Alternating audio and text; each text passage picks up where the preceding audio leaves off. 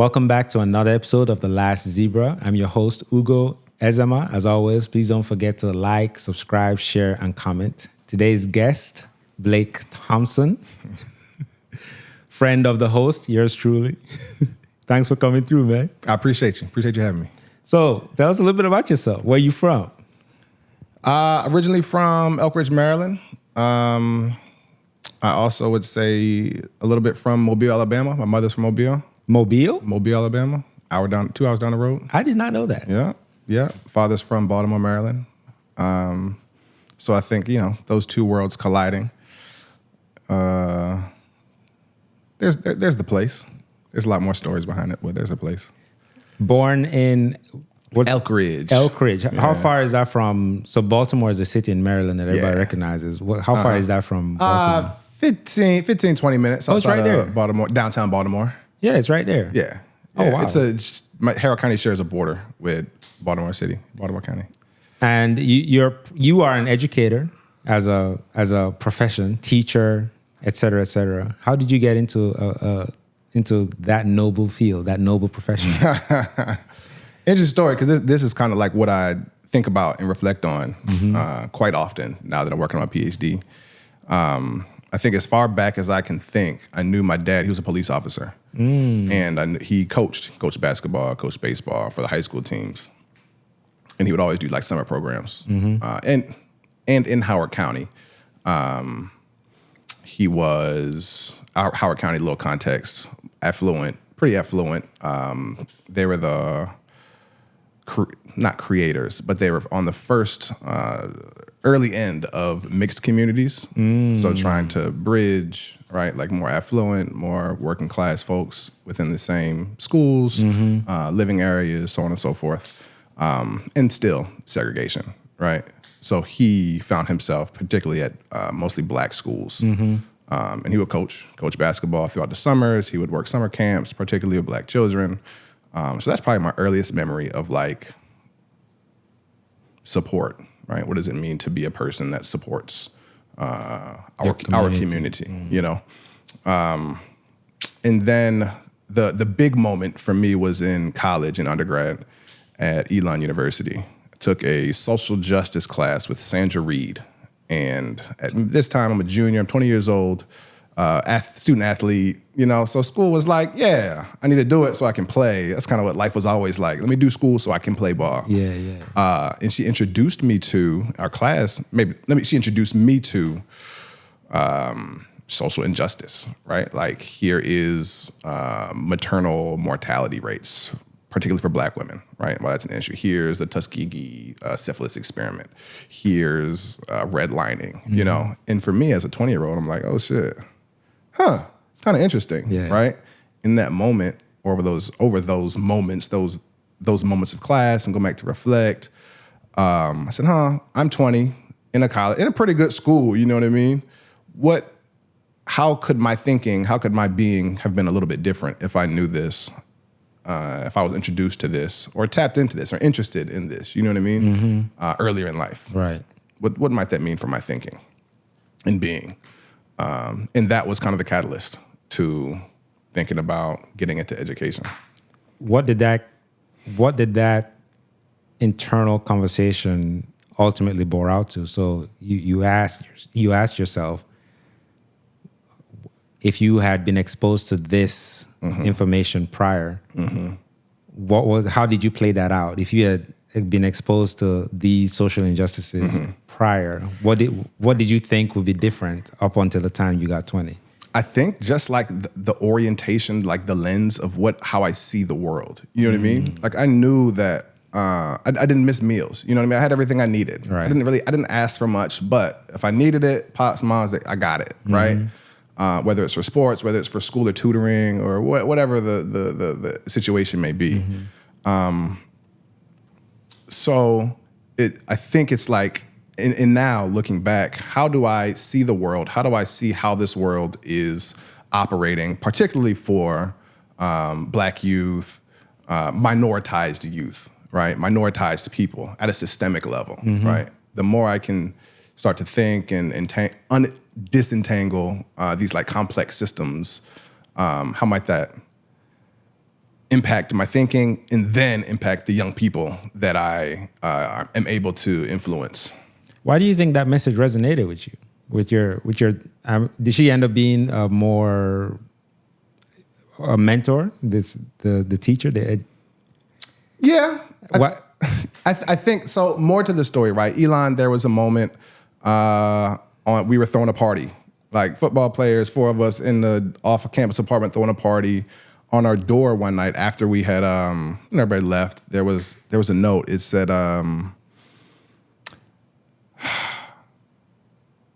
"My Ford F-150 something is louder than that.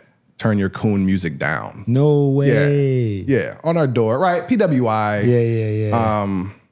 Oh, and like, again, more context, my face is kind of like plastered around the campus.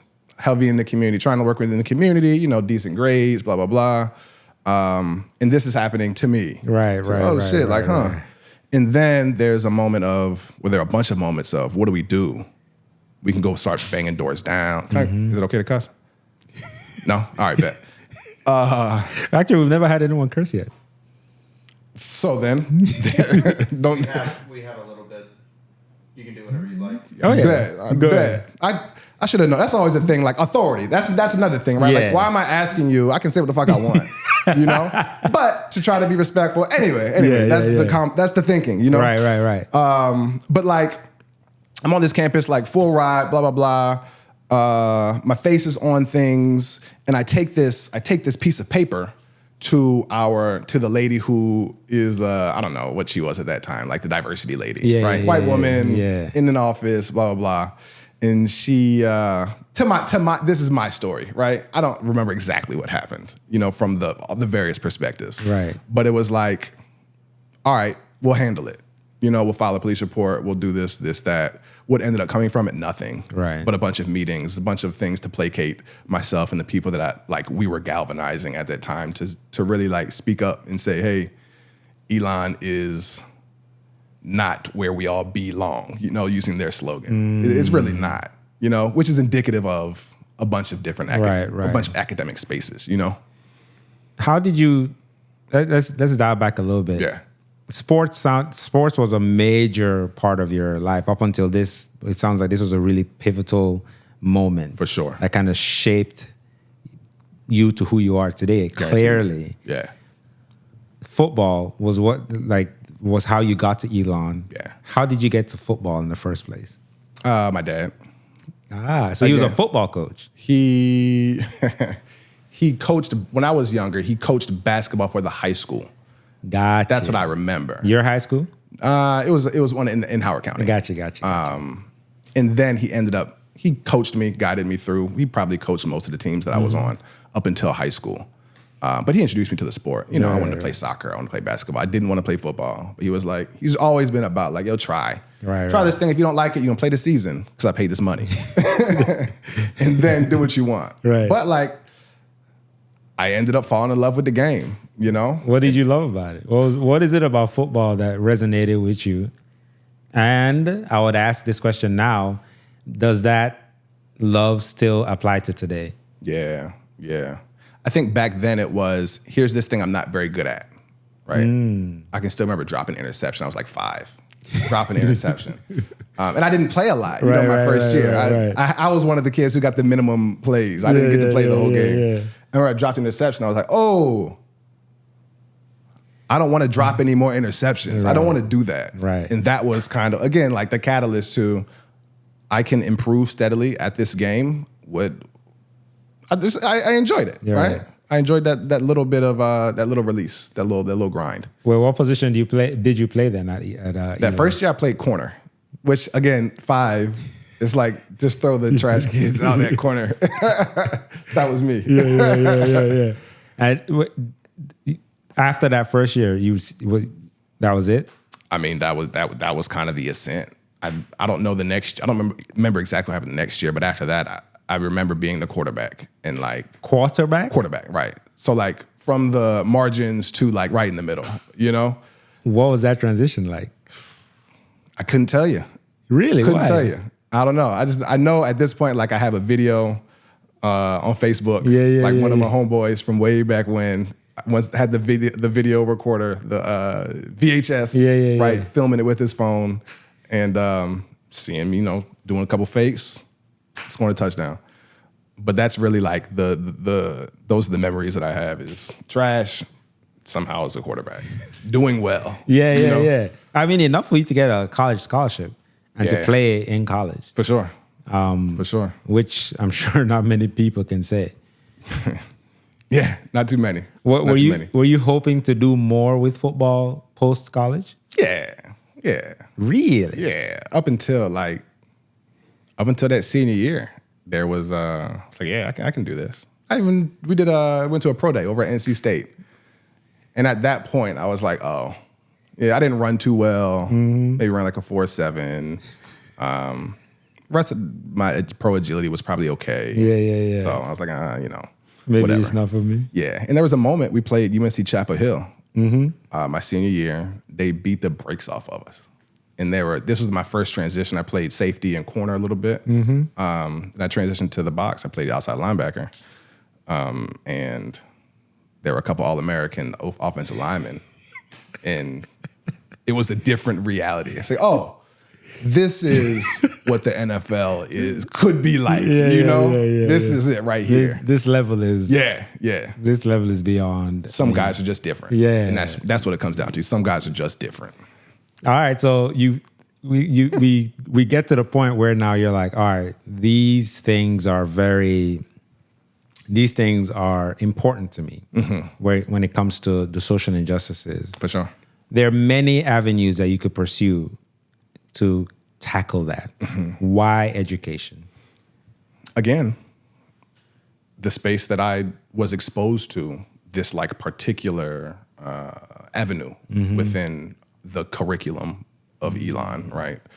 I thought, where has this been in my schooling? And maybe it was there, right? But it wasn't there in a way that connected to me personally. That's fair. So I said, I can be this person because, and you think schools, I can stay around the game of football, right? I can coach. And I can think about ways to impact the thinking, the consciousness of young people, young Black people, minoritized people, you know what I mean? In communities that are historically marginalized, right?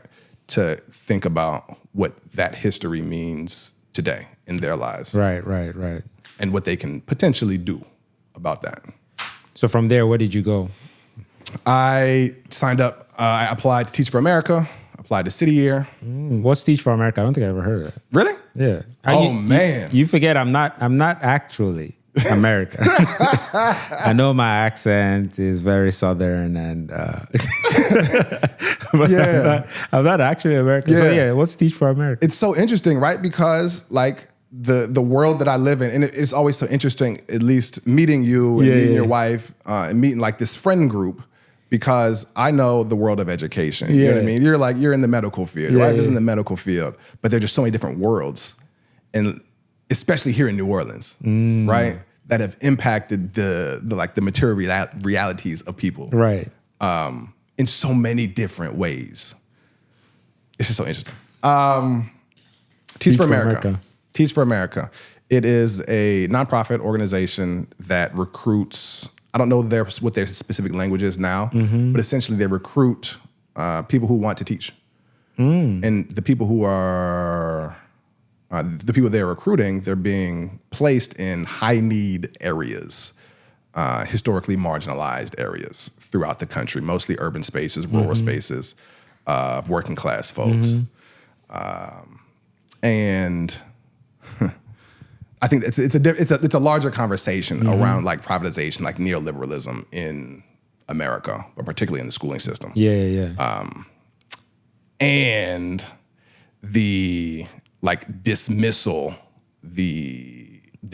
of teachers of color from their indigenous spaces of where they're from. So New Orleans particularly, right? You think Katrina, And Teach for America was here before Katrina, right? Right. But like it was a moment to capitalize. So Teach for America is here in New Orleans. Katrina, there's public schools, community schools, right? Katrina, that is essentially erased. Now here's charter schools as the public school experiment, right? In the city of New Orleans. In the city of New Orleans. Right.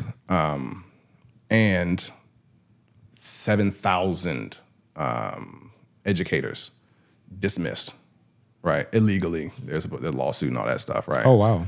Mostly Black educators at the forefront, right? Of these education spaces. Gone. Their replacements, largely white folks coming from affluent schools to teach. Were the replacements through Teach for America? Through Teach for America. Gotcha. Right. Gotcha. Yeah. Wow. So which has dominated, and the demographic is shifting of teachers. Right. But post-Katrina dropped in these teachers who aren't familiar with this context, familiar with New Orleans, familiar with its history, its traumas, blah, blah, blah, to then develop the youth of this place. Right. How were those teachers, or at least what was the benefit of removing the teachers that were here before? What was the financial, societal, what was the benefit of removing those teachers to replace them with teachers through Teach for America? I mean, just from your perspective, looking back, could you see why they would have done something like that? Yeah. First, let me say, like, I am no expert, right? Like, I am thinking about the text. This is Kristen Burris, like Charter Schools, Race and Space, Adrian Dixon, you know what I mean? Like, scholars who are here, from here, Dr. Ray Sanders, you know what I mean? Are from here, live through this. And I'm just reading their texts. Right. But like, to your question, financially, you have teachers who've been in the system for years, retirement, you know what I mean? They're not paying retirement, you know? And then on the same coin of finances, you have this young crop of people you're bringing in. Teach for America is a 2-year commitment. Some of your loans are paid off. So these teachers come in, they do their 2 years, 3 years, some stay, right? But the majority, and again, I wish I had numbers, but I don't, are gone. So you think, well, what does then retirement look like? Again, you're not paying it. Right. So that money is remaining, isn't being paid out. Right. Socially, you think about schooling as an institution. What is the purpose of schooling? What is the purpose of schooling for Black children? What's the purpose of schooling in like urban spaces? It's it's a colonial endeavor, right? It is to fulfill the needs of society, right? So historically, public schools were founded to instill a sense of democracy, democratic values, right? Shifted, merged to social mobility. How do you climb this ladder, right? And today, I think similarly, right? Social mobility, democratic values, and now you hear a lot about like college and career readiness, right? You know? But schools weren't created for everybody. They were created for the aristocrats, right? So you think about what are schools doing to young people? They are placing them in a hierarchy, right? Think about grades, think about competition of schools now in this charter school system. Simply weeding out kids and determining paths forward. Predetermining paths. For sure. Especially at formidable years, young ages, and it kind of does follow them throughout the rest of your life. Guaranteed. And you think like New Orleans, what's the big thing in New Orleans? Tourism, you know? So like what are schools preparing kids to do? To be hospitalists? Not hospitalists. Hospitalist is a doctor. Hospitality. Hospitality. Yeah.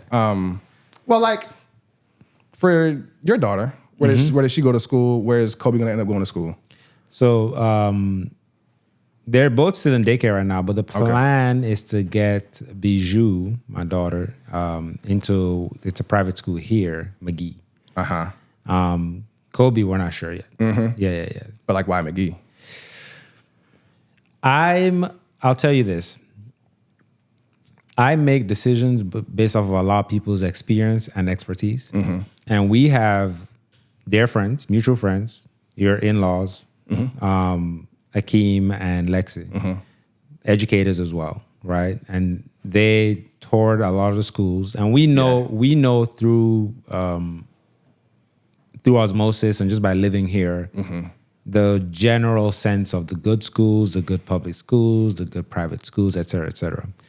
And so Akeem and Lexi, they did their thing, and they were like, "This school is amazing. I think you guys should, interview there, and or at least go check it out." And this is around the time we were all looking for schools for our daughters are the same age. So we went and toured it, and it was a fantastic experience. I looked throughout the entire tour. The way it was presented was through demonstration with the actual students at the school. It's an all-girls school. And by that I mean any question we had, it was really cool. The lady giving the tour would just ask the random girl that's there, like, hey, these are parents that are interested in having your daughter come to school. They have this question. How would you answer it? And she would essentially take a step back, and the student answers the question. Here's the proof right here. Yeah. So they presented the proof without it feeling like it was curated and manicured and all this stuff. It was just like, and I remember walking away from there, like, if my daughter is one of these girls, I'm good. I love that. And what that represented to me was confidence, right? Yep. Is a confident, for my girl, a confident girl, knowledgeable, well thought. And that's the impression I had of all the girls that we interacted with at McGee. Right. And so literally left there, I was like, yeah, if Bijou is one of them, I'll take it. Yeah. And that's how we chose. That's how we got there. Yeah. Yeah. Did you tour any public schools? We didn't get to tour any public schools. The way I think about it is, and this might be faulty, and this is also, I'm also lazy about this, to be fair, is I wasn't sure what the situation was with regards to, because I know you go to public schools that's in your district or something like that. Okay, see now you're teaching me. So I thought here in New Orleans the public schools you go to the ones that you are, like in close proximity to? Yeah, to your district. And I wasn't familiar with that. And so I guess that's a misunderstanding. For sure. Sure. And again, my knowledge, I haven't been here long, But it's a different world. It is your world. For sure. Yeah. For sure. Yeah. Let me correct you there too. Like, it was, right? Because fair. I think about going to Michigan State, working on a PhD. I haven't been here, experiencing what like education means here post-COVID. That's fair. That's fair. And granted, it could be post-COVID, it could be post, just last year. Right. The realities are different. Right. Each and every year. But to your point about districts, right? Like, again, post-Katrina, right? The community school idea or reality was like kind of blown up. In charter schools, there's an application system. It goes through the One app, right? So parents, families, they rank the schools that they want their child to go to, public schools, and it's put into, like, there are some parameters, right? Proximity is worked into it, but it's not the extent of the decision. Gotcha. And kids could go, so you live uptown, what's the closest public school here? Is Cohen close? Cohen just opened up, right? Yeah, so like back before, Cohen may have been, that could be the school that Bijou would be assigned to, right? But now you put yourself in this lottery system, Bijou could go to Kit Morial in the East. Wow. You know what I mean? Depending on the ranking, depending on the number of seats they have, depending on a bunch of other different metrics, right? But then you also have the public schools that are tested.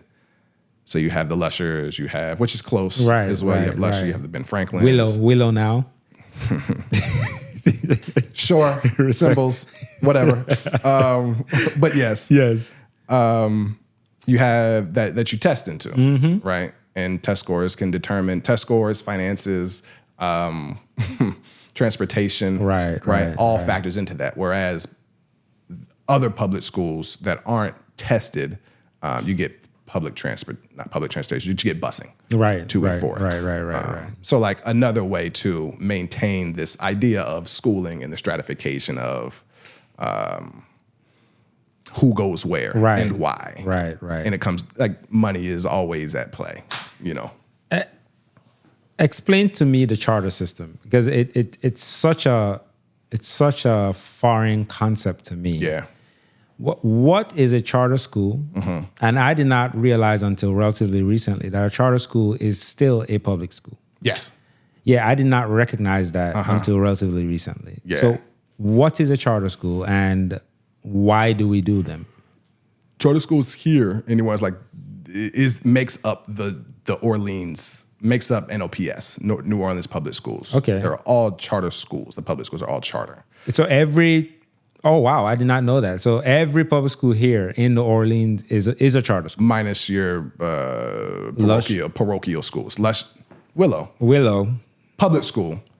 But there are different requirements to entrance. Gotcha. So what a charter school is, publicly funded, but these charter schools, they come from charter networks. Okay. Right. So I can't tell you how many networks there are, but these networks, in these schools, they're independently run.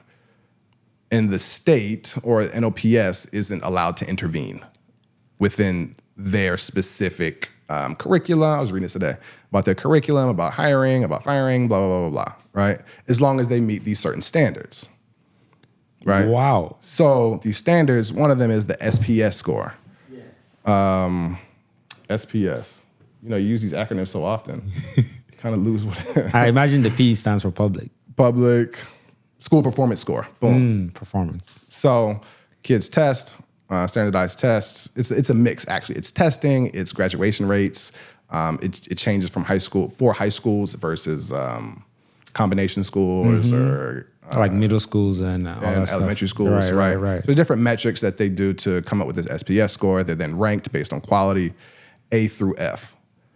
So I wrote a paper on this in the fall, and I want to say there were like 4 to 5 high schools.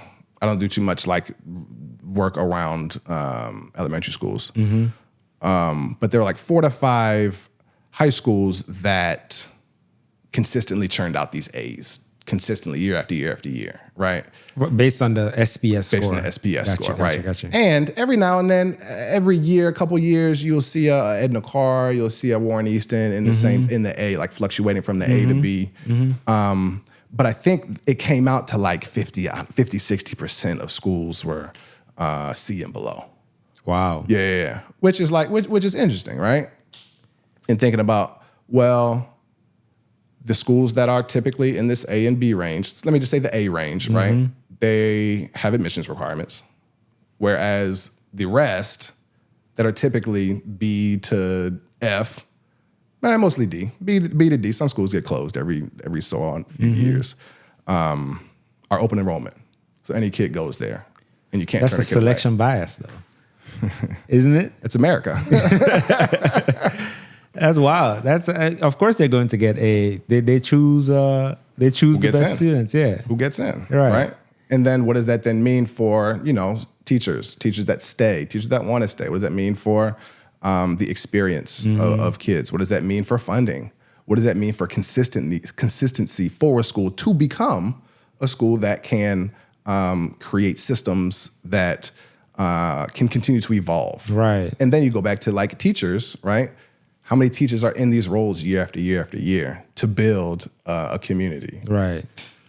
And why is this better? So I'm curious to know, based on the SPS, is that I'm trying to think of this from a pre-Katrina, post-Katrina perspective. Sure.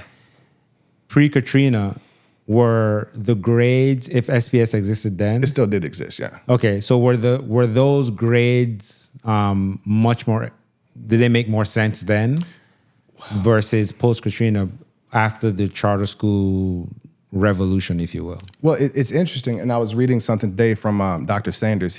Dr. Ray Sanders. He was the principal over at John McDonough. Okay.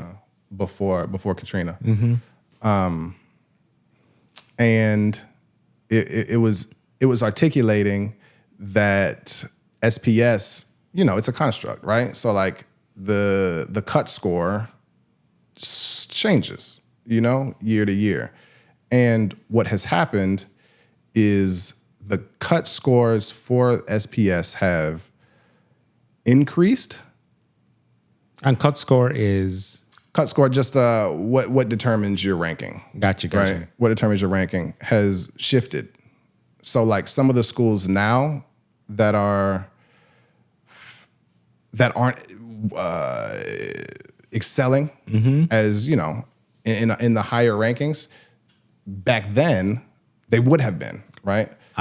So like this manipulation of what it means to be a good school is fluid. And that changes year to year? I couldn't tell you. The comparison that I was reading was pre and post. Right. Yeah. Right. Yeah. Well, that's interesting that the charter school system then is not fully, but like, is it fully funded by the government then? Correct. Yeah. So it's fully funded by the government. However, the only checks and balance are these kind of like set of rules. Like as long as you meet these, we'll give you the money that you need or the money that you want to continue operating. Right. And you think federal monies come, state level monies come, then your local level monies come, and like again, I haven't been in those positions to like see what budgets look like, but I think like all that plays a factor into why schools are what they are, why they look like what they look like, and what the experience is for young people and for teachers on a daily basis. So after the 2 years with Teach for America, well, first of all, where did you go for your 2 years? Yeah, so cool because my mother's from Mobile, right? So and I think I put like Hawaii as my first choice to get out, just to go somewhere, Yeah. But they ended up placing me in Alabama. Gotcha. In Marion, Alabama, 45 minutes from Tuscaloosa in the heart of Perry County at Francis Marion School. So I was there I taught there for 3 years, taught and coached there for 3 years. What did you teach and what did you, I assume you coach football. Yeah. What did you teach? Initially they wanted me to teach science. Okay. I said, look, I'm not doing this if I have to teach science. Why not? What's wrong with science? The STEM is just not me. Give me some humanities. Let's talk. And back to like before. Which is the reason you went into the education in the first The place. reason I came in here was to talk to young people about social issues, Right, and like, could I have done that through science? Sure. But I would have rather, and I am glad I made this determination. This is what I'm doing. Y'all can kick me to the curb or y'all can move me over in this discipline. So I taught 7th grade world history, and then I taught 8th grade world history for 2 years. And for 1 year, I taught 11th grade U.S. history and 9th grade, it might have been like world history 2. Right. Yeah. Maybe there's ancient civilizations in 7th and 8th grade. Do you feel like you have a decent grasp as an educator of world history, at least teacher of world history at the time? Do you have a decent grasp of it in such a way that the question I want to ask is, as you know, in the last, I think the world has been a very interesting place in the past 4 or 5 years. Just a proper TV show, like like a real. I mean, so much drama is going on. As a student and educator of world history, what can you reflect on, especially over the last 4 or 5 years, that you're like, you know what, this has happened before in some capacity. Yeah. And what are some lessons that we should have learned that we're not learning? Yeah. I think, actually, let me take you to a course. So I just wrote a course, World Geography, for a network. You wrote it? Wrote it, yeah. Wow. Network of schools in New Orleans. Okay. And the lens that I like to focus, like to have kids like see history through as like constructs. Like this class was about how are social constructs created, right? So from gender to race to like wealth, you know what I mean? Like where do these things come from, you know? And those are the lenses that I like to like write through in curriculum materials, because I can't say that I'm a historian, you know what I mean? Like, yeah, I teach history. I don't have a formal background in history. I read as much as I can on stuff that I'm interested in, you know what I mean? But I think that creating critical consciousness is what can help, what can transcend this event or this fact or this date. You know what I mean? If we can think about the world and how it operates critically, through like a lens of power, through a lens of through a third space or like a liminal space, then we can see these patterns, you know what I mean, that we're talking about. And they cut across position, they cut across identity markers, they cut across nation, they cut across wealth, you know? And I think that is a way to first like gain intrigue and set marginalized peoples up to critically engage with the world as it currently exists. Critical engagement can be, I think of it the same way I think about certain challenges of the Western society. So I forget who I was talking to, having a conversation about. In non-Western society, quote unquote third world, a lot of the problems of first world countries, you realize, are also constructs, right? So a lot of these problems only exist because people have the time, the time to dwell on these things. I was going to make the case then that, could you make that case for, say, being able to think critically about the problems that ones are, like, let's say, our marginalized groups are facing? They tend to be in a lower socioeconomic class, all these things. And they therefore don't often have the time to process their situation in such a way that they can make meaningful change or actions to address those issues. Right, because you're so busy being exploited by this society in which you're engaging in, right? That it can consume you, right? And like the material conditions in which you live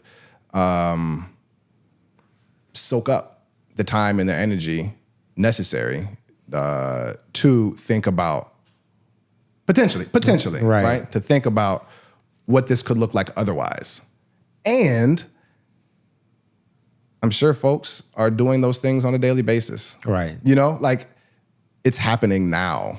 You know, there are folks there are organizations, there are small communities that are practicing like collectivism. You know what I mean? There are small communities that are trying to think and work amongst one another to say, hey, to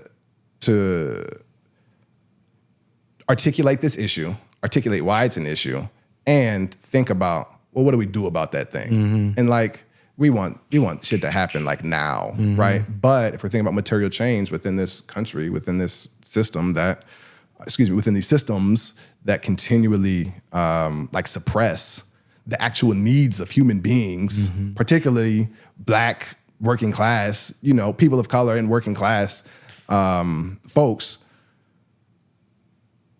I lost my point. No, we're talking about basically how the system essentially takes away, runs you down in such a way that it takes away the time and the energy to actually execute on the change that's required. Right. And like, yes, and it can, and I think like we just can't forget the other side of the people who are doing those things now, the people who are organizing now, the people who are have spaces outside of these formal institutions that are working towards those aims. Right. And like you say, third world, you from, Ugo? Oh, I'm from Nigeria and Jamaica. Would you consider that third world? No, I don't know. I've never actually understood what that meant. I've never understood what it's. I don't know what third world means. I think it's a name that comes. It's a name that comes from a place of, for different set of standards, right? So like I'm sure there are villages back home. In this case, I'm saying Nigeria, that would look at some of the problems that plague a place like America. Yeah. Where there's problems with the family unit, all the issues that are affecting everyone, really. Factors that are issues, money issues. Right. If you want to go into spiritual issues, like there's a certain decay in the fabric of the society that some people could point out to, and someone could look at that and be like, "That's a third world for sure." You see what I'm saying? Guaranteed. So again, going back to construct, it's a construct. Yeah. Of the beholder, right? So what is important to you is how you will grade everything else. Exactly. And it just so happens that I think that comes from Western countries. So quote unquote first world countries. They're the ones that call themselves first world. And then everything else is third world. I don't even know why there's a third world, and I don't know if you know why that strata exists in the first place. Is there a second world? I don't know what that is. I mean, I think like it's interesting you say that, because I just think about curriculum, you know, and like, again, that's like that is my work. Yeah. But it's like, all right, well, how are we being oriented to see the world that we live in and then the world that other folks live in? You know, it's through a particular lens that we see struggle and we see success. Like that is something specific, right? Whereas somebody in another society with different values, a different value system, a different orientation to success and love and like things, right? Because we love things in America, you know. That is constructed by like the big C, capital C, kind of like curriculum, that orients all of us. I'm reminded of this is a pretty cool parable, and I guess it's not parable, but it's a story of an American man that went to Jamaica, and it could not be Jamaica, it could be any island, but in this case, let's say Jamaica. Goes to Jamaica, he's on the beach, he sees a fisherman. The fisherman goes out, comes to hit the American man and his family. He's a businessman, the American. The fisherman comes to him and he said, "Hey, we're about to go to the sea to catch some fish. Would you like some?" And the American's like, "Yeah, sure. Can I come with you?" So he goes with the Jamaican fisherman. Fisherman, he's been doing this for years. He knows what it is. He goes out there, catches the fish real quick, pack, ready. Comes back to the beach, gives the American man his fish, takes his fish, and he's like, "Hey, you're really good at that. You should you know, go out there and get more fish and sell that fish." And the fisherman was like, "Why?" And he's like, "Well, so then you make more money." And then he's like, "Why?" So then you can hire some people to go out there, get more fish and make more money, and so on and so forth. And he kept on asking him why. And ultimately, the American comes to, so that you can spend more time, so that, you know, you have somebody else do all this stuff for you, and then you can spend more time with your family. Right. And the fisherman's like, "But I do that now." I go fish, come back with the food, and then I spend the rest of my day hanging out with my family. And going back to what defines success, right? So at the end of the day, both men probably define success the same way, but they're like, how are you getting to it? How do you get there? And sometimes you're already there, and you just don't even know it. Yeah. And that story always like reminds me of keeping things in perspective. For sure. So like how going back to how people see things through their experience, shape and frame their world through their experience. And keeping in mind that other people also have that. Yes. They're shaping and framing their own world through their own experience. And our society like kind of dictates a singular way of being, right? Because we need to keep the lights on. Yeah. We need to make sure our kids get into the best schools so they have options. You know? Yeah. And like again, we're oriented to like want more and more and more. And it makes me think, while you were talking, you telling that story, right? It made me think about our relationship to things and people, and what we are taught is like, are we in community with the squirrel that's outside, or the crawfish? Yeah, the you know crawfish. what I mean? Yeah. The crawfish that we eat, or like, are we there to exploit it? Right? Are we just trying to gobble it, get as much as we can for our benefit, and not thinking about the environment outside of ourselves? Like, who's in the middle? Is it like egocentric? Are we all thinking about ourselves in the middle, or are we thinking about like an ecosystem that operates as us within and equal to a larger community? For sure. 3 years in Alabama. Yeah, you're good at that. Bringing it back. I mean, You come into a classroom. Look. I'm an expert. You know what I'm saying? I do this. This is not my first time. So 3 years in Alabama. Yeah. You moved. Yeah. Why did you move? Why did you leave that job? Because you needed to do 2 for sure. That's a contract. And you did an extra year. Why did you do the extra year? And then why after that year did you decide, all right, it's time to? Yeah. So some people leave before the second. Okay. Some people leave before the first. Like some folks can't kind of take it. Right. Aren't oriented in that way. But I stayed the 3rd year because the children that I got to teach were the most loving, patient, like intellectual, like beautiful human beings that I have met in my life. They, you know, as teachers, like the teacher-student relationship, you know, it's placed on a hierarchy, when in actuality, like I learned how to teach, not from Teach for America, not from the little institute that we did in Mississippi over the summer, but I learned to teach from them. And at that point, they were 7th graders. At this point, that 7th grade class, those are my babies.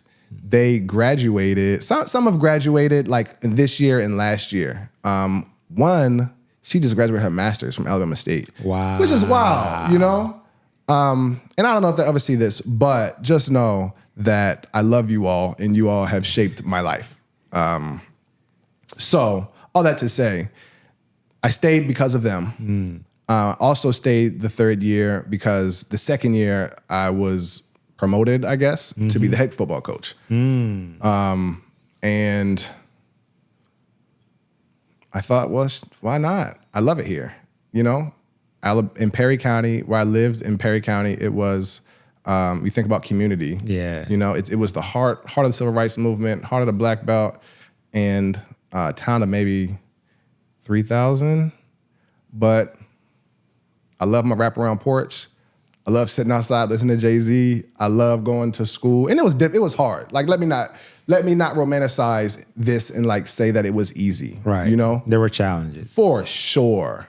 And there are still challenges because every couple of months, you know, knock on wood, like I see another one of the young men that I coached has passed, you know, from like this incident or that incident, you know? And just thinking about the beauty of that community, thinking about the beauty of the people within that community, regardless of the issues that are placed upon this community. I loved it. I loved the people. So why'd you then leave? I felt stagnant. You know, I felt like I wasn't getting any better, and I felt like I had to do that for myself. You know. What kind of growth were you looking for? In the classroom, I was looking for some support. I was looking for some development, you know, into like, what is this what does this education thing like mean? Right. And like 5 years, 8 years later, now I'm working on a PhD. You know what I mean? It's like I haven't found it yet. So not to say that you're still searching for it. Yeah, not to say that they didn't have it, but like I haven't found a place that has given it to me yet, except for a space outside of schools.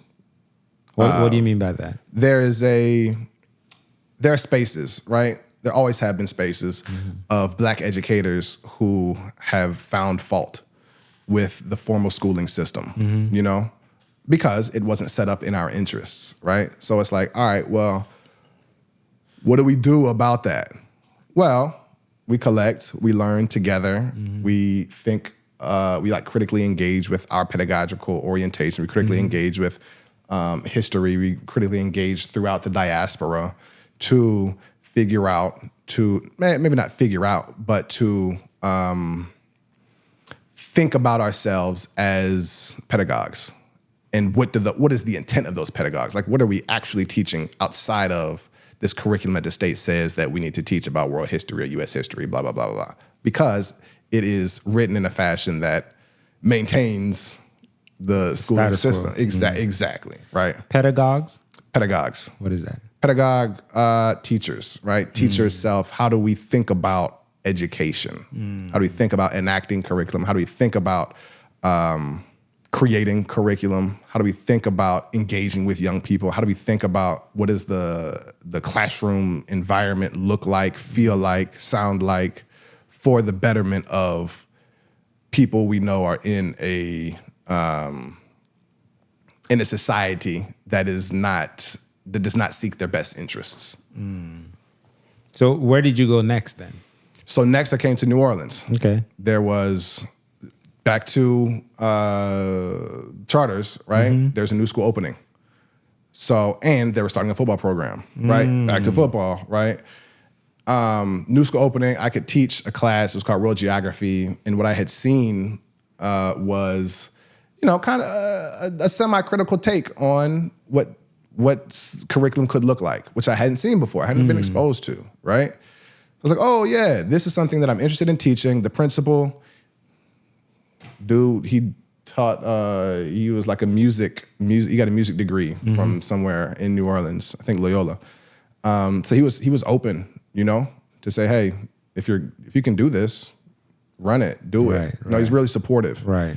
And I felt that here was another way to look at education as a teacher. I felt like I could improve my craft as a teacher by coming to this new space, new city. There's a lot of allegories I'm sensing from you between athletics and teaching. So you said improve my craft. That's something that a lot of like athletes, artists, like that's a way they talk about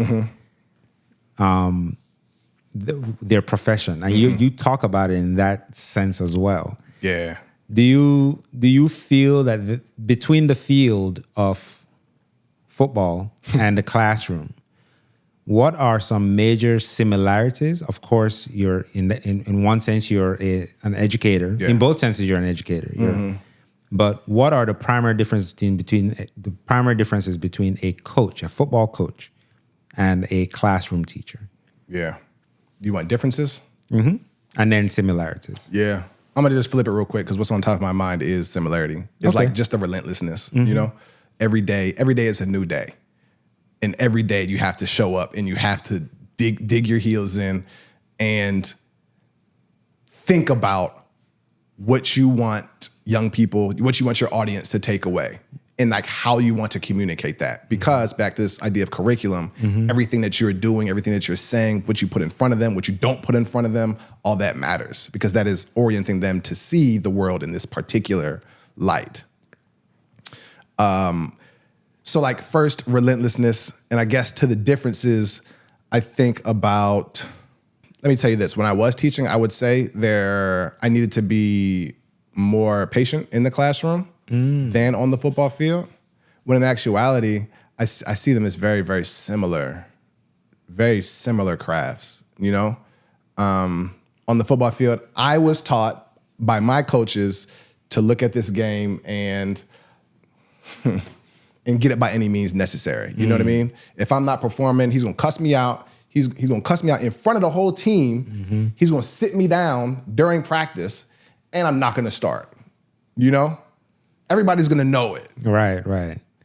In the classroom, no, I can't do that, right? Right. Like parents and like kids' feelings, and you know, that's not the pedagogue I want to be. Right. But like, why is it any different? You know? And I think that's more complicated, thinking about football and like masculinity, and all that comes back into the classroom as well, right? Because early in my teaching career, I remember taking this like football mentality to a young man in the classroom. And the kids got after me because, again, small, tight-knit community, like, yo, that's not right. Mr. Thompson, that's not right. You know what I mean? Like I could feel the scowls. They verbally told me like, nah, that's wrong, bro. You can't do that. Don't do that, right? And like, I'm the teacher. I've been told, like, Blake, Teach for America member, you're the savior. Right. You know what I mean? The harder you work, you're gonna give them this opportunity to unlock lives of happiness and blah, blah, blah. Right. When in actuality, like, they did that for me, you know? So when I think about that question, like, there aren't too many differences in the way that if I were to go back, I would want to approach them on a more even keel than I did. Yeah. Do you see any differences in it? Coaching versus teaching? We don't get to, well, actually, no, that's not true. In medicine, I will say it this way. The progression of medicine is essentially an endeavor in education as well, right? So, you know, as you go up, you have a responsibility to teach those behind you. So after med school, you do residency. As you go each year into residency, you try to educate whoever is behind you. Right, so, right. So it's a apprenticeship is the structure of medical education. It's basically just a prolonged apprenticeship. Right. I find that you have to approach people as individual people. Yeah. You can't generalize your approach. I mean, that you might have some foundational philosophies, but you should still kind of try to tailor them to each person. How one person responds to your constructive criticism will not be the same way another person responds to it. Right. And being mindful of that. I imagine coaching, I never got to coach, but I want to for my kids.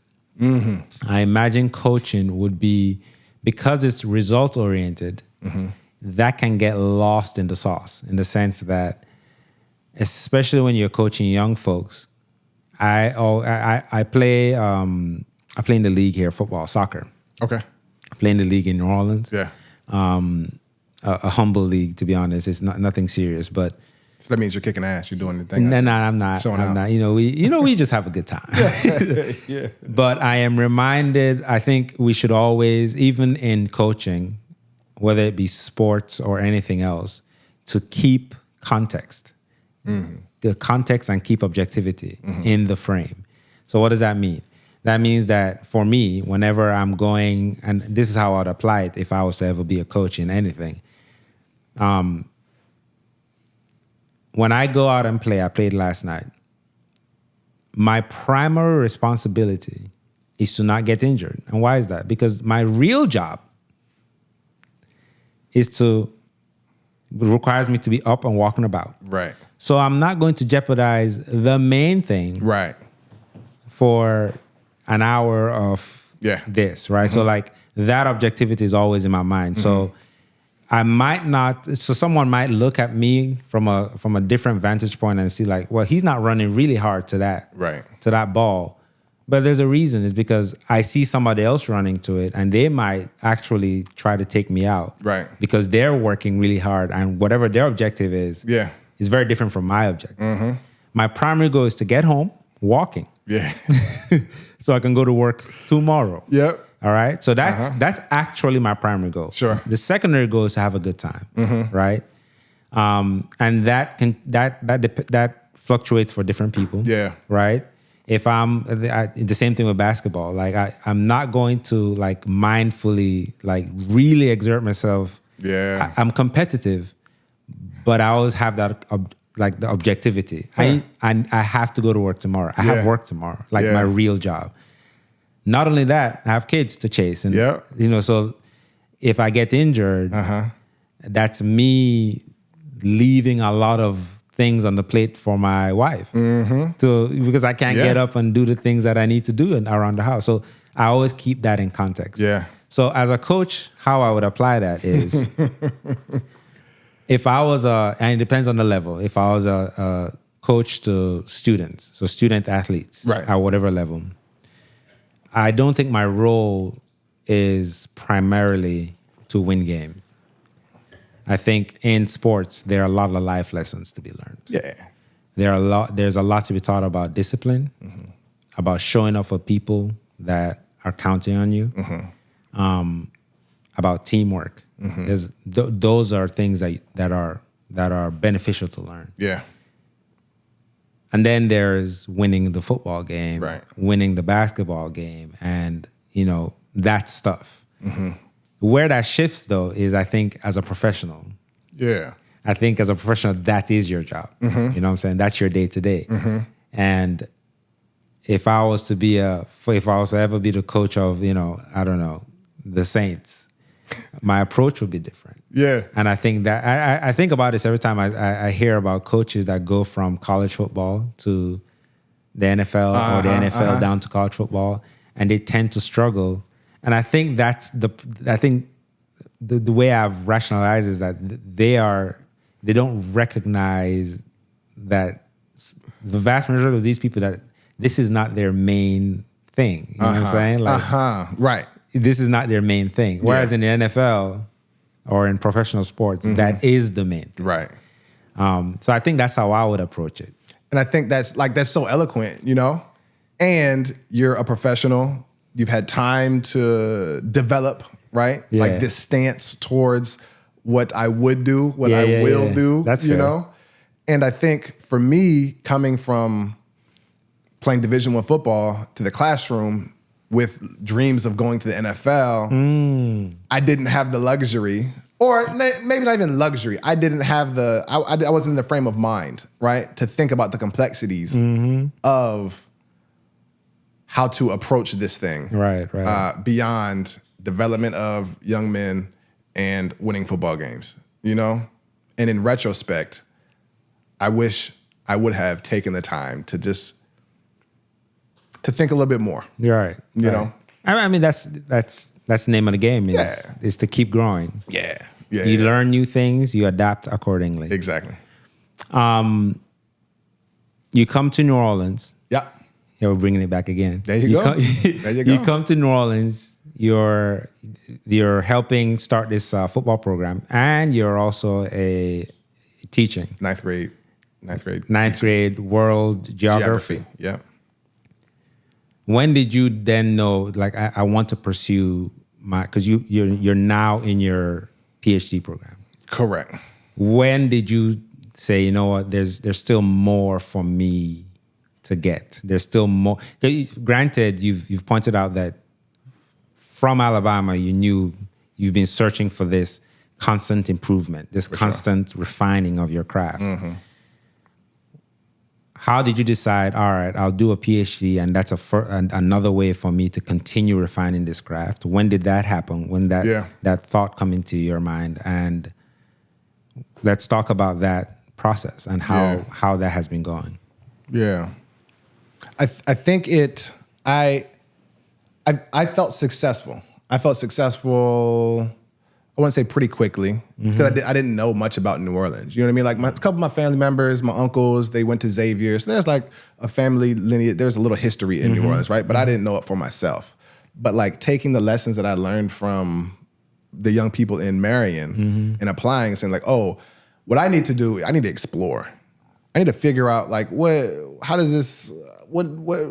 what is the curriculum of this city? You know, what can I find here? What do I need to know? Who do I need to know? Who can I talk to soak up what is here? And the first year, it was a first year in a new place in a classroom, you know, figuring things out and like trying to find my place, right, within this school that's building from the ground. Second year, things got rolling. Like there was some kids, football program started to take off. That was our first year playing. And you're the head coach. Correct. That was our first year playing games, which was ugly, right? But like we were creating a culture. We were creating culture on this team. So the football was starting to move forward. The classroom was starting to get into a groove. Kids fuck with it. They were interested, engaged, you know what I mean? As was I. Things were changing on a daily basis to fit the needs, the requests, the wants, the interests of the kids in the classroom. Keep taking that into the third year, really feeling good. You know what I mean? Like I threw away what they gave me and I made my own. Thinking about curriculum, right? Like, all right, we're gonna do it this way because there's primarily Black children's classroom. I'm not sure who made this, but I want to switch around this lens. I want to think through like critical lenses of what does Blackness look like globally? You know, what has happened globally? What are these constructs that we are so entrenched in about race and about class, and how does that work through this genocide and this revolution, and how does it work in this culture? What does communism look like? What does capitalism look like? What is that? What are the Black Panthers doing over there? How does that apply to what we're doing here? You know, and like kids, they rolled with me, and it was a vibe, and it was hard. It was really hard, and I wasn't very nice. Like I met Caitlin the first year of the school, Caitlin, my wife, and you know, I think back to the first couple years of our relationship, we're both working 18 hours a day at the school for 14 of them.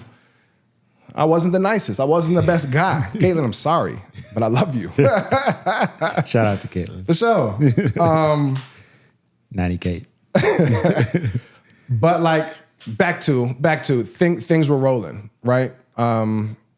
Same thing, third year came around, we're playing a varsity schedule now. Half varsity, half JV, because we still only have juniors at this point. Things are moving. We went from like 12 guys the first year of football to 12 guys total, so offense, defense, total on the everybody. Team. We might have had 15. Last game we had 11. We had to play with 11. Wow. Yeah. Because, you know, the standard is the standard. You're right. This is what we're trying to do. This is how we're going to do it. And we're going to be disciplined about it. So things are moving in a positive direction. I then am promoted, I guess, to take like an instructional coach position. So I get to teach one class. A teacher shadows me and they kind of like replicate, and then they find themselves through what they see me doing. They see, you know what I mean? It's like that coaching relationship. Yeah. I get to coach teachers throughout the high school, social studies teachers throughout the high school. Gotcha. And, you know, it was a space that if I were to talk to any of those kids that took that class, and I would put money on this, and those kids that took that class, they would say, yeah, global justice, hands down, the space to be in that school. And to the PhD, COVID hit. PhD was kind of something I always wanted to do because of the ways that I think about like myself and like smartness. Smartness, there's like, I have to get around some things around smartness. I need to interrogate that for myself a lot of it. And taking my thinking of what's happening in this classroom and wondering like, all right, why isn't this happening in this space? I'm coaching this person. I'm saying like, hey, you could do this, you could try this. We're in dialogue, you know? It's not in an authoritarian type relationship. But I'm wondering, all right, what does this look like as a school? What does it look like bigger? Why isn't this school doing the things, like why aren't kids saying the things they're saying about my class about all of their classes? Like what is it? What am I doing in here that's making this space, that's cultivating this space? Right. Why are kids drawn to this? So thinking really deeply about the root cause. Exactly. Of how you're executing in that classroom. Correct. in those classrooms, right? In those 'Cause it's different in every space, right? And then COVID hit, and it was kind of like the perfect storm. I canceled the football season after a lot, and going back again, shouldn't I have?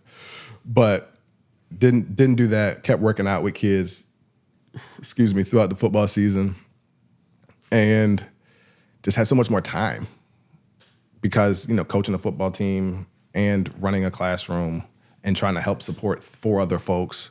Again, it's still 18-hour days, right. So I had a hell of a lot more time to just sit and think. And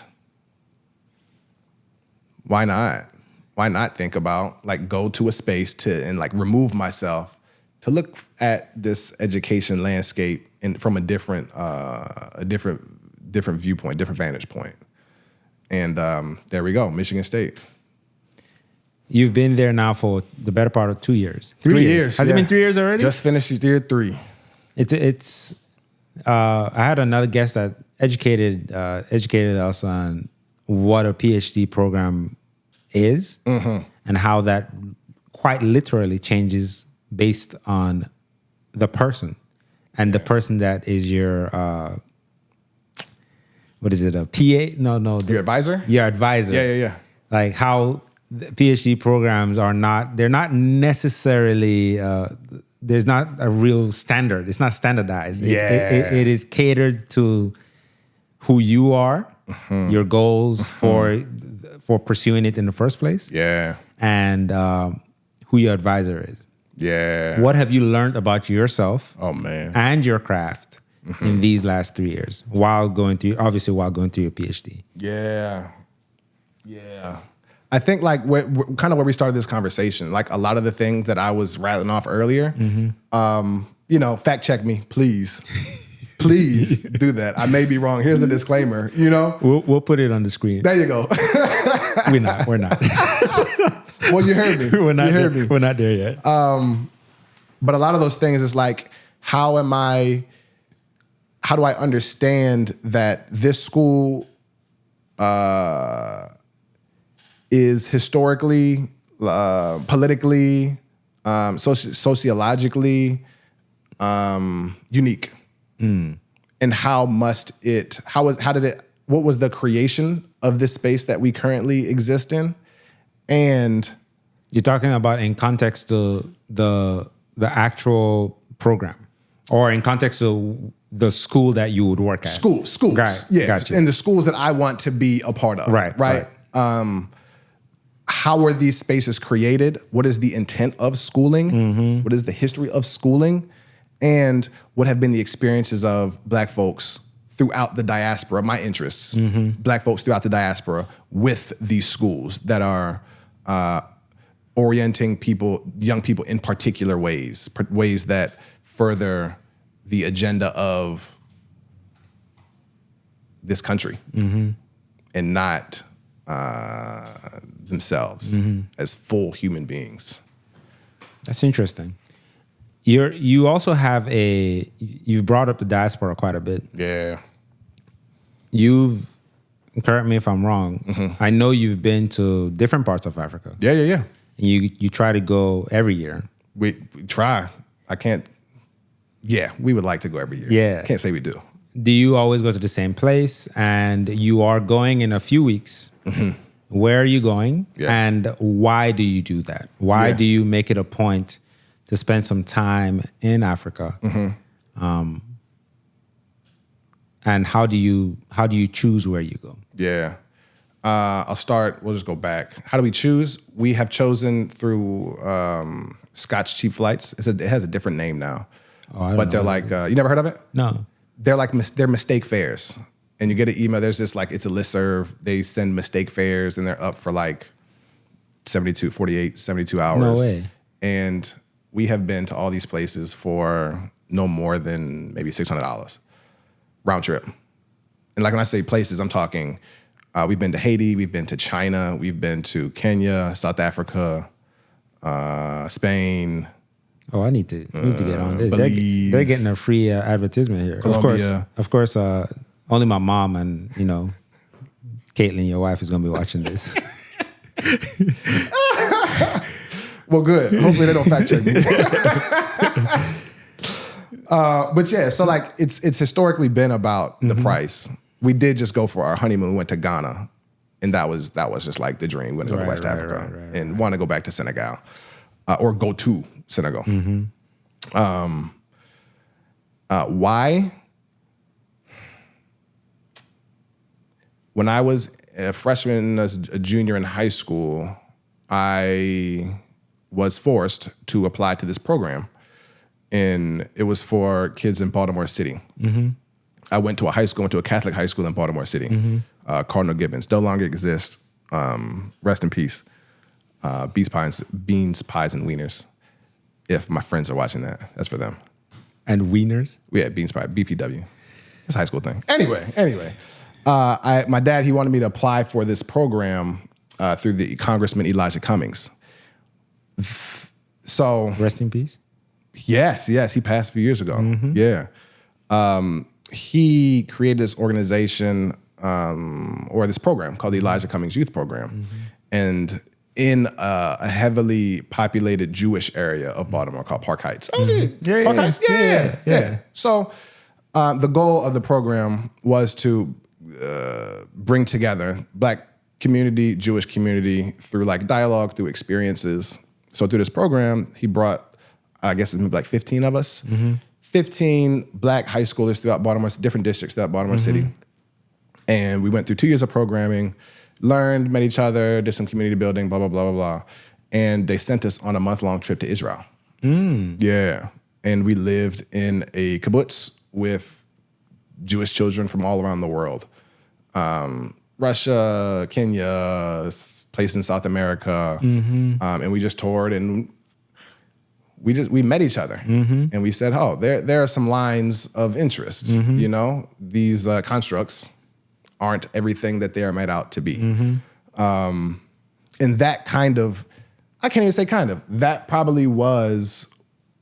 was one of two like instrumental moments in understanding that there's so much more out here in the world that shapes the realities that we live today and can help me understand the global context in which we live. So this upcoming trip, what's the agenda for this upcoming trip? Next week, a couple weeks. Oh man! So this is a Fulbright to continue learning isiZulu, the Zulu language. Yeah. So we're going to be in Durban, and I think the university is KwaZulu-Natal University. Maybe. We'll be there for 2 months, exploring, talking, continuing to develop the language, orally and in writing. And why do you want to learn to speak and write this language? Yeah. So initially, I was thinking about here's the opportunity to try and learn a new language. Spanish. Back to college, like undergrad, we finessed our way out of that. You know, didn't have to take any Spanish classes. Hasta luego. So like, why not? Yeah. Here I am in the space to really like learn and think about Blackness holistically. So why not take advantage of this fellowship opportunity to learn a language, learn a little bit more about the Zulu people and like other peoples on the continent and get paid to do it. Duh. So here I am. It's a win-win. Yeah, for sure. That's awesome. I was about to call you Dr. Thompson. Oh man, slow down. Too soon? Slow down. How much longer do you have left? 2 years. 2 years. 2 years the program says. It might be a little bit longer. What do you hope to do after? Folks have been asking me that since we've been back, and I don't know. That's fair. I do know that I want to get back into the classroom. Not maybe higher ed, maybe, but I want to get back into a high school classroom. High school classroom? High school classroom. Why specifically high school? Why specifically high school and not say, because with a PhD, that almost demands college, no? I don't think so. No? I don't think it has to. Okay. I think... why high school then? Easier to shape the minds? I don't know. I don't know if it's any easier. I do think that college is there's a what is it, like a sifter, a colander, right? Like not everybody gets through to college, and that's not for no reason, right?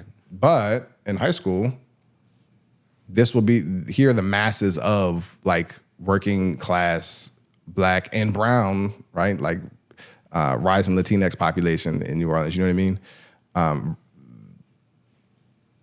mean? Here is the space to reach as many people as possible. If college is their future goals, or if it's not, you know what I mean?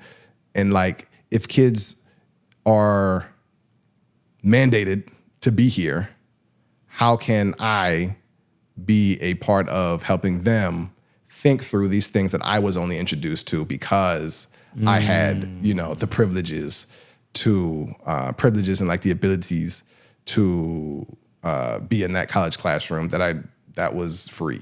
So the hope is still to come back to New Orleans. Oh, for sure. Gotcha. For sure. Gotcha. For sure. Gotcha. Kayla wouldn't have it any other way.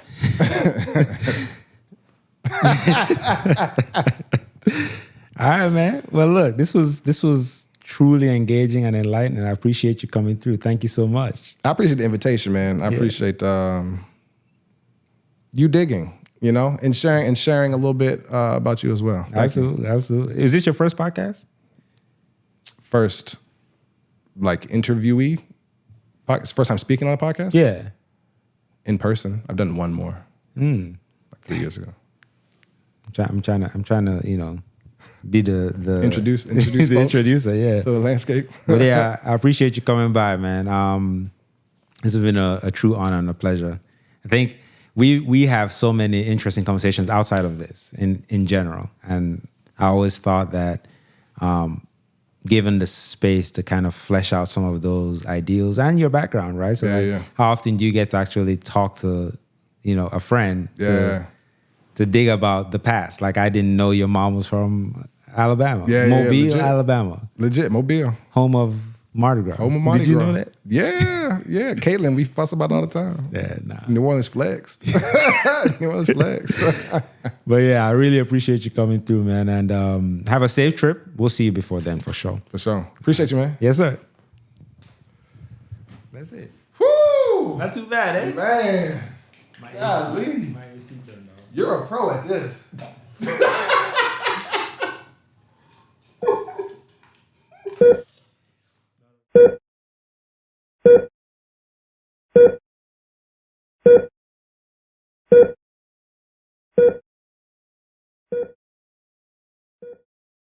Thank you so much for watching this episode of the Last Zebra podcast. As always, please don't forget to like, subscribe, share, and comment. We have new episodes on all of your podcast platforms and on YouTube coming out every Tuesday morning. And I'm looking forward to seeing you guys on the next one.